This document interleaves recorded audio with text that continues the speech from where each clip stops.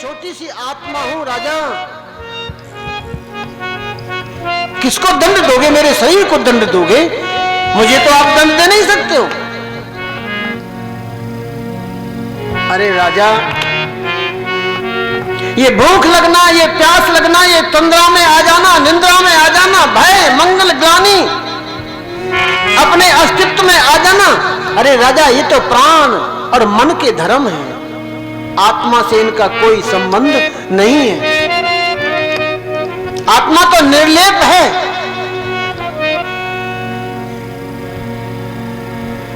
अको विदह को विदवा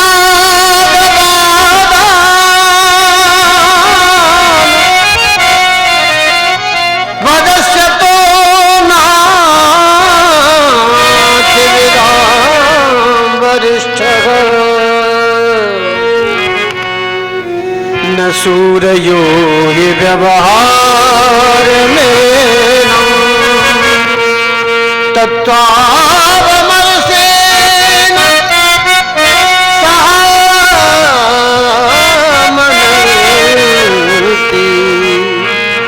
अरे राजा, तूने कहा कि मेरा नाम राजा रघुगण है।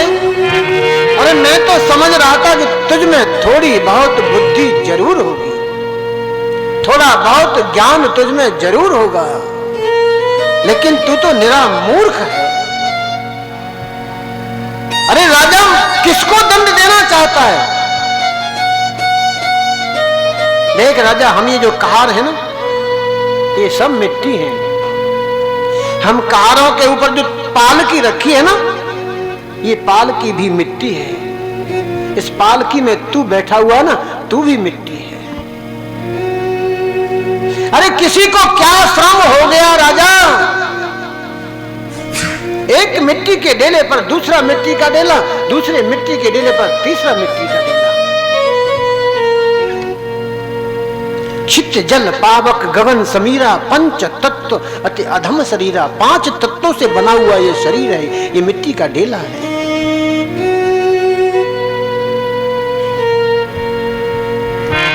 अरे राजा, विचार कर थोड़ा सा।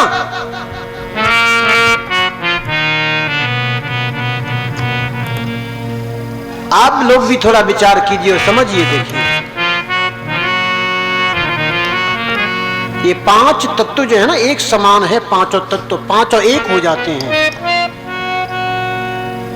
पांचों तत्व एक हो जाते हैं। आप किसी सुनसान जगह में जाइए, आप किसी सुनसान जगह में जाकर के खड़े हो जाइए।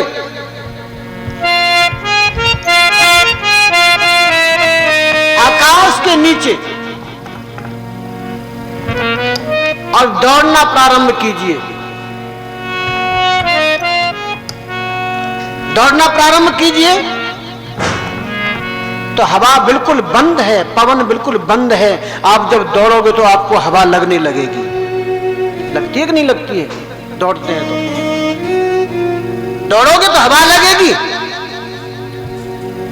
और दौड़ोगे तो शरीर में गर्मी भी आवेगी। आकाश, आप दौड़ रहे हो तो हवा लग रही है, वायु, शरीर में गर्मी आई तो अग्नि, और फिर बैठ जाओ। बैठ जाओगे तो आपको पसीना आ जाएगा, पानी निकलेगा।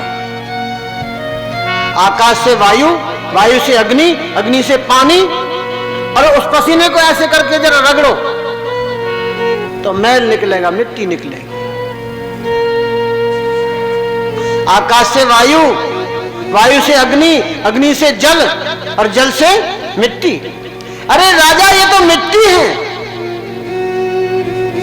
मैं तो उस परम पिता से अलग हुई छोटी सी एक आत्मा हूं। उस परम पिता का एक छोटा सा अंश हूं।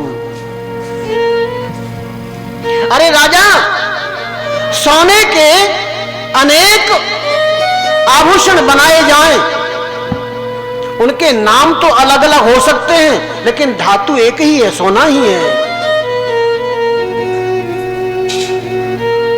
नाम अलग अलग हैं, लेकिन है वो सोना ही।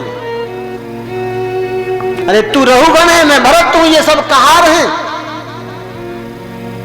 तो किसी को क्या दंड देगा राजा? पालकी में बैठे हुए राजा रहुगण ने 2 शब्द सुने हैं भरत जी के, ये रहस्य भरे हुए शब्द सुने हैं भरत जी के, तो राजा रहुगण को पसीना आ गया पालकी में बैठे बैठे, क्योंकि भरत जी ने द्विजों का जो चिन्ह है, ब्राह्मणों का जो चिन्ह है, यज्ञोपवीत धारण कर रखा था, जनेऊ। पालकी में बैठे बैठे राजा रघुवर ने कहा, हे ब्राह्मण देव, आपने द्विजों का चिन्ह यज्ञोपवीत धारण कर रखा है, आप कौन हैं? मैं तो जा रहा था भगवान कपिल देव जी के पास यह पूछने के लिए कि इस संसार में एकमात्र शरण लेने योग्य कौन है। क्या आप वे कपिल मुनि ही तो नहीं हो? आप अपना परिचय दो ना, आप कौन हो?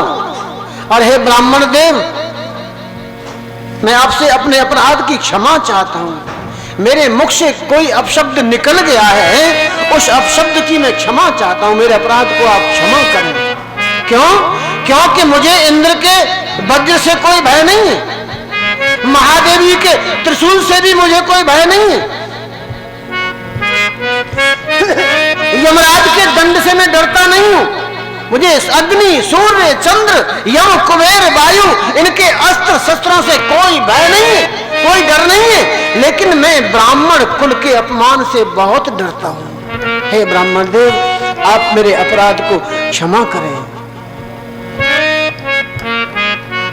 भरत जी ने कहा, राजेंद्र, राजदंड देने की बात, अधिकार करने की बात, ये सब मेरे गोविंद पर छोड़ दो। आप तो एकमात्र चलते फिरते उठते बैठते खाते पीते प्रभु का चिंतन करते रहो, प्रभु के चिंतन में लग जाओ। ऐसा उपदेश राजा रहुगण को किया कि राजा रहुगण सारा राजपाट छोड़ करके भगवान की भजन में लग गया। श्री सुखदेव जी कहते हैं, परीक्षित, हमारे यहाँ 3 भरत हुए हैं। एक कैकेयी पुत्र भरत जो अयोध्यापति प्रभु श्री राम जी के भाई थे, दूसरे अभी अभी ये प्रसंग आपने सुना, ये भरत, और तीसरे दुष्यंत और शकुंतला के पुत्र भरत। इन तीनों भरतों के नाम पर इस देश का नाम भारतवर्ष हुआ। पहले इसको भारतवर्ष नहीं कहते थे, पहले इसको अजनाभ वर्ष कहते थे। श्री सुखदेव जी महाराज ने राजा परीक्षित को भुवन कोश का वर्णन, गंगा जी का वर्णन, संकर्षण देव की स्तुति, भिन्न भिन्न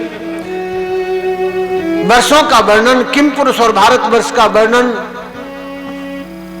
6 द्वीपों का वर्णन, लोकालोक पर्वत का वर्णन, भगवान सूर्य के रथ की गति का वर्णन, ग्रहों का वर्णन, शिशुमार चक्र का वर्णन, राहु की स्थिति, अतलादि नीचे के लोकों का वर्णन, संकर्षण देव की स्तुति और नरकों का वर्णन श्रवण कराया। श्री सुखदेव जी कह रहे हैं, परीक्षित, जो अच्छे कर्म करता है उसे स्वर्ग प्राप्त होता है, और जो बुरे कर्म करता है उसे नरक प्राप्त होता है। 28 नरकों का वर्णन श्री सुखदेव जी ने राजा परीक्षित को किया है। श्री सुखदेव जी कह रहे हैं, परीक्षित, ये शरीर नहीं, ये शरीर नहीं, ये मंदिर है। अरे इसको मंदिर ही रहने दो, इस मंदिर को शमशान मत बनाओ। बोले श्रीमद् भागवत महापुराण की जय। छठवें स्कंद की कथा प्रारंभ करते हैं।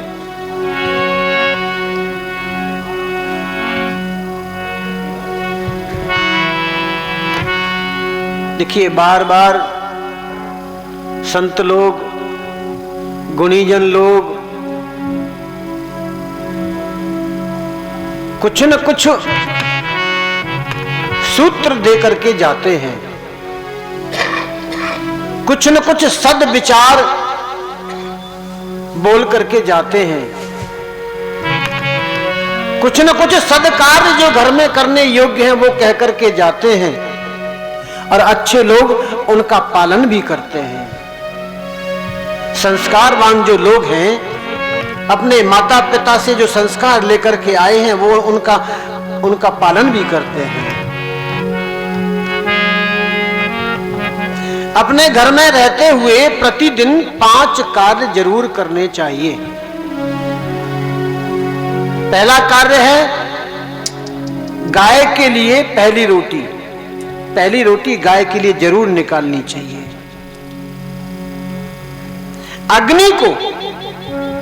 अग्नि भगवान को अन्न का भोजन जरूर लगाना चाहिए। पहली रोटी में से थोड़ा सा टुकड़ा तोड़ करके अग्नि भगवान को भोग लगाना चाहिए। तीसरा काम, चींटियों को, पक्षियों को थोड़ा बहुत दाना जरूर डालना चाहिए। अगर पास में कहीं सरोवर है, कोई तालाब है जहां जल में मछलियां रहती हैं, उन मछलियों को थोड़ा सा आटा गूंद करके छोटी छोटी गोली बना करके मछलियों को आटा जरूर डालना चाहिए। और 5वां काम, घर में बैठ करके पूरे परिवार के लोग एकत्रित होकर के, पूरे परिवार के लोग एकत्रित नहीं हो सकते तो अकेले बैठो। एक दिन अकेले बैठोगे, दूसरे दिन दूसरा बैठने लगेगा, तीसरे दिन तीसरा बैठने लगेगा, घर के सब लोग बैठने लगेंगे धीरे धीरे। घर में भगवान के मंदिर के सामने बैठ करके थोड़ा बहुत कीर्तन जरूर करना चाहिए भगवान का। हरे कृष्ण कृष्ण कृष्ण हरे हरे, हरे राम हरे कृष्ण कृष्ण कृष्ण हरे हरे, हरे राम राम राम हरे हरे, हरे कृष्ण कृष्ण कृष्ण हरे हरे, हरे राम राम राम हरे हरे, हरे कृष्ण कृष्ण कृष्ण हरे हरे, हरे राम राम राम हरे हरे, हरे कृष्ण कृष्ण कृष्ण हरे हरे, हरे राम राम राम हरे हरे, हरे कृष्ण कृष्ण कृष्ण हरे हरे, हरे राम राम राम हरे हरे, हरे कृष्ण कृष्ण कृष्ण हरे हरे, हरे राम राम राम हरे हरे, हरे कृष्ण कृष्ण कृष्ण हरे हरे, हरे राम राम हरे हरे। आप अपने घर में प्रतिदिन इन 5 कामों को करोगे तो बहुत शीघ्र ही इसका सुपरिणाम आपके सामने प्रस्तुत होगा। भगवान का नाम भाव कुभाव अनख आलस हो, भाव से जपिए, कुभाव से जपिए, या आलस में पड़े पड़े जपिए। आलस में जो लोग पलंग पर पड़े पड़े, खटिया में पड़े पड़े भगवान का नाम लेते हैं ना, उस आसन का नाम क्या है? उस आसन का नाम है शव आसन। रात्रि में जब विश्राम कर लेते हो, आप विश्राम करने जाते हो, नींद आ जाती है, आपका शरीर सबके समान हो जाता है, सब हो जाता है, लेकिन अंदर चेतना जो है ना, जो जागृत है, वो जीव अब सोते सोते आपने प्रभु का स्मरण करते करते आपको अगर नींद आई तो पूरी रात आपका शरीर थोड़ी जगता है, शरीर तो बेहोशी में चला जाता है, सब हो जाता है। अंदर जो रहने वाला तो जागृत है, वो तो जप कर रहा है, जाप चल रहा है। जप मरा अजपा मरा,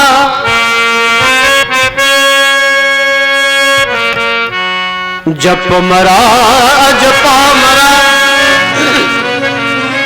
अनहद हूँ मर जाए।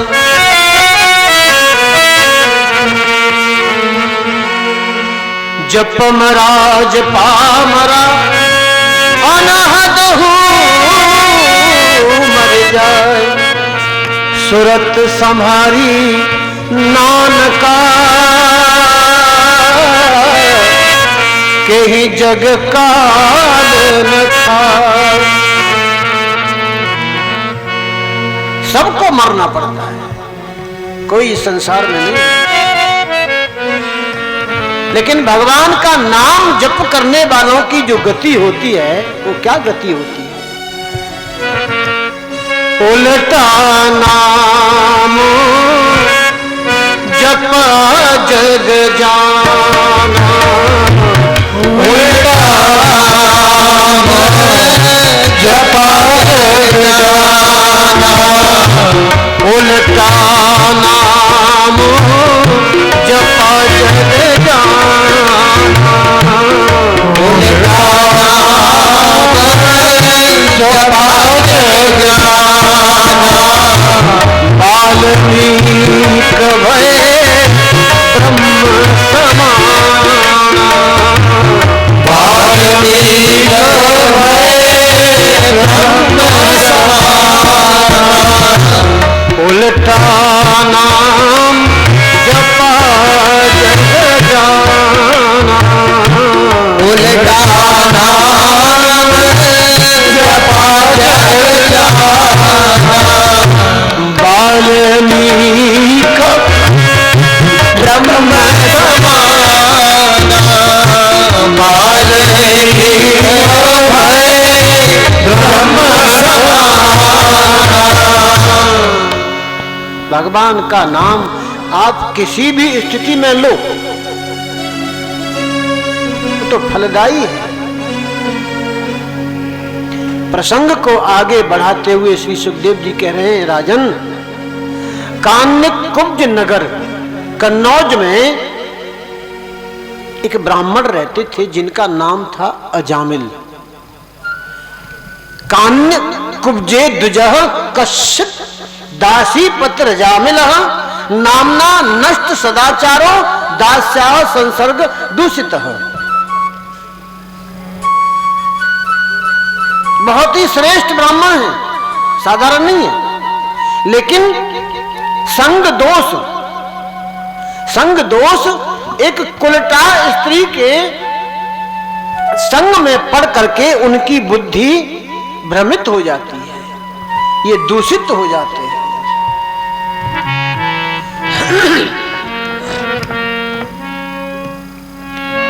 एक कुलटा स्त्री को अपने घर में ले आए, घर में रख लिया। कुलटा स्त्री का मतलब है जिसे अपने परिवार की, घर की, परिवार की, समाज की कोई चिंता नहीं। सतियों का जो वर्णन किया है वो 4 प्रकार से वर्णन किया गया है शास्त्र में। उत्तम, मध्यम, लघु और अधम।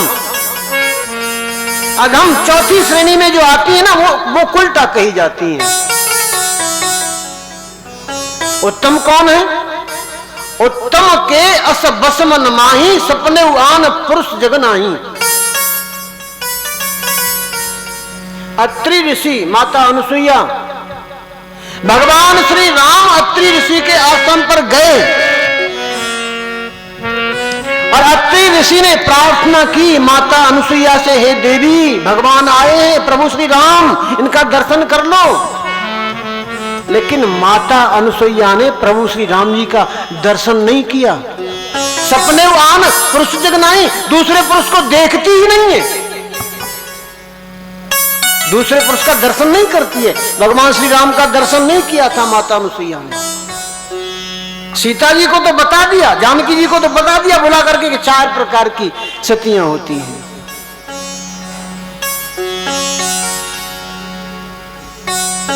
मध्यम, उत्तम और मध्यम। मध्यम पर पति देखें कैसे, भ्राता पिता पुत्र निज जैसे। दूसरी जो मध्यम प्रकार की सती हैं वो दूसरे पुरुष को कैसे देखती हैं, भ्राता भाई के समान, पुत्र पुत्र के समान। पिता के समान, उत्तम, मध्यम और लघु। लघु दुराचार तो करती हैं, पर छुप करके दुराचार करती हैं। पराये पुरुष के से संबंध बनाती हैं, लेकिन छुप करके, किसी को मालूम नहीं पड़ जाए, कोई जान न ले, समाज के भय से। ये है लघु। और अधम, अधम को तो कोई किसी प्रकार की चिंता नहीं, किसी को मालूम पड़े पड़ जाओ तो दुराचार करती ही है। तो ये कुलटा जो स्त्री है, दुराचारिणी, इसके चक्कर में पड़ गए अजामिल, घर में ले आए, और विवाहिता जो पत्नी है ना, वो घर से बाहर निकल गई। धीरे धीरे मदिरा पान करने लगे, चोरी करने लगे, काले घोड़े पर सवार, माथे पर काली पट्टी, हाथ में तलवार, काला तिलक, चोरी करने जाते हैं। चोरी करके धन लेकर के आते हैं, उसे बच्चों पर खर्च करते हैं। धीरे धीरे इनके 9 पुत्र हो गए। अब संतान जब बड़ी है, बच्चे 9 हो गए घर में, तो धन चाहिए। बड़ी बड़ी चोरी करने लगे, डाके डालने लगे। लेकिन पहले भगवान का भजन किया है, भगवान का चिंतन किया है, मनन किया है, भजन में रत रहे हैं, उसका फल मिलेगा। एक बार की बात है कि कुछ संत जन अयोध्या जी से चल करके आ रहे थे वृंदावन की ओर। तो संतों को कान्य कुब्ज नगर कन्नौज में शाम हो गई, सायंकाल हुआ, तो संतों ने मन बनाया कि आज का विश्राम हम लोग यहीं करेंगे।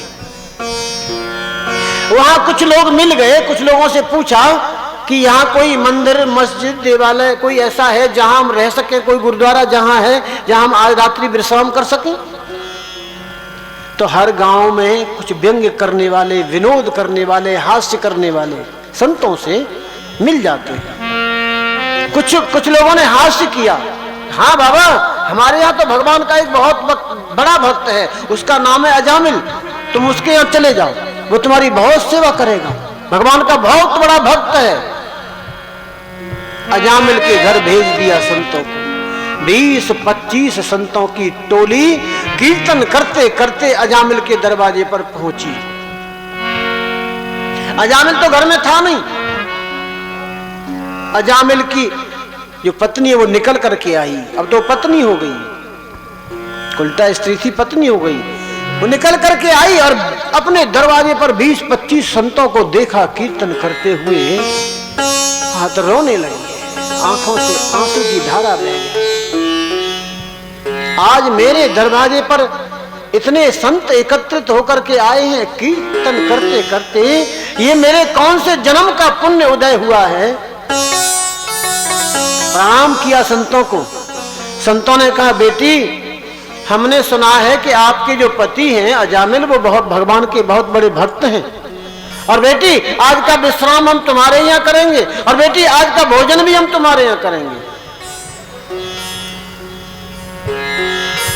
उस स्त्री ने कहा, बाबा आप भोजन की बात करते हो, मैं तो इतनी अपवित्र हूं कि मैं तो अपने हाथ से आपको जल भी नहीं पिला सकती।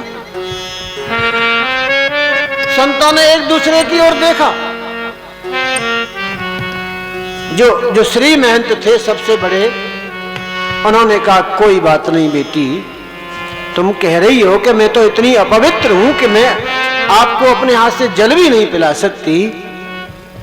अरे तुम स्वयं को अपवित्र मान रही हो, और हमने अगर अपवित्र से आपको पवित्र नहीं किया तो फिर हमें संत की संज्ञा कौन देगा, हमें संत कौन कहेगा। बेटी, हम आज आपके यहाँ विश्राम करेंगे और भोजन भी यही करेंगे, सूखा राशन हमें दे दो। सूखा राशन दिया लाकर, आटा, दाल, चावल, नमक, मिर्च, मसाला, घी, तेल, लकड़ी, कंडा सब ला करके दे दिया। संतों ने प्रसाद बनाया, अमनिया तैयार किया, भगवान का भोग लगाया। भगवान का भोग लगा करके एक पत्तल प्रसाद अजामिल के घर भेज दिया। संतों ने प्रसाद पाया और भगवान का कीर्तन आरंभ कर दिया। अजामिल आया, काले घोड़े पर सवार, माथे पर काली पट्टी, काला तिलक, हाथ में तलवार, मदरा पी करके मदहोश हो रहा है। इतने संतों को जब देखा एक साथ में तो चिल्लाने लगा जोर से। जोर से जब चिल्लाया तो चिल्लाने की आवाज को सुन करके अंदर से निकल करके आई वो स्त्री और झपट्टा मार करके हाथ को पकड़ा, डांट करके कहा कि इन संतों को हमने यहां ठहराया, चुप हो जाओ। अजामिल चुप हो गया, जाकर के सो गया। अजामिल प्रसाद पाकर के जाकर के सो गया। प्रातःकाल 4 बजे संतों ने अपनी संध्या बंदन आरंभ किए। संध्या बंदन से निवृत्त होकर के चलने को तैयार हुए तो आवाज लगाई, बेटी बाहर निकल करके आओ, अजामिल बाहर निकल करके आओ। तो अजामिल तो सो रहा था अभी, क्योंकि जो व्यक्ति रात को 1 बजे घर आएगा तो कितने बजे सोएगा? कम से कम 2 बजे, 2:30 बजे, 3 बजे जाकर के सोएगा, उसे नींद आएगी। और जो व्यक्ति घर में 3 बजे सोएगा वो 5 बजे, 4 बजे, 5 बजे, 6 बजे कैसे जग जाएगा? उसकी नींद तो टूटेगी कम से कम 10, 11 बजे, 12 बजे जाकर।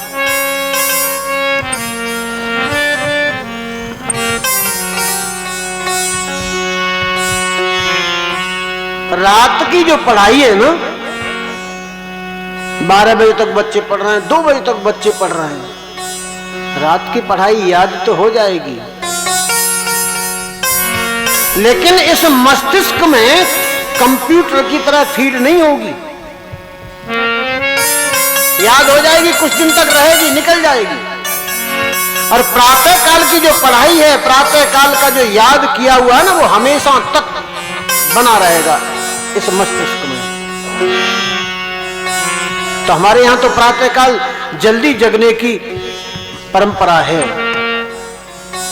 कि 4 बजे लोग जग जाते हैं, अपनी क्रियाएं आरंभ कर देते हैं। स्त्री निकल करके आई, बाबा वो तो सो रहा, जगा करके लाओ। जगा करके लाई, पानी छिड़का मुंह पे। संतों ने कहा, बेटा हमने तुम्हारे यहां प्रसाद पाया है, क्या हमको दक्षिणा नहीं दोगे? आंखों को ऐसे मीरता हुआ, क्योंकि खुमारी अभी उतरी नहीं है, आंखों को मीरता हुआ बोला, है बाबा जी दक्षिणा की बात कर रहे हो, वो भी हमसे? ये तुम्हारे ढोलक, चिमटा, मजीरा जितने भी है ना, सबको छुड़ा लूंगा, नहीं भाग जाओ यहां से। संतों ने कहा, बेटा हम दक्षिणा में तुमसे कोई रुपया पैसा नहीं मांग रहे, हम एक बात तुमसे कह रहे हैं, उस बात को हमारी को मान लो। अरे मुझे तुम्हारी कोई बात नहीं माननी। स्त्री ने हाथ पकड़ करके समझाया, तो बोलो क्या बात है? एक काम करना बेटा, अब की बात तुम्हारे जो पुत्र हो ना, तुम उसका नाम नारायण रख देना। ठीक है बाबा, इतना काम मैं जरूर कर दूंगा। संतों ने सूत्र दे दिया अजामिल को, भवसागर से छुटकारा पाने का सूत्र दे गए संत लोग। 10वां बालक हुआ, उसका नाम रखा गया नारायण। बोलिए नारायण भगवान की जय।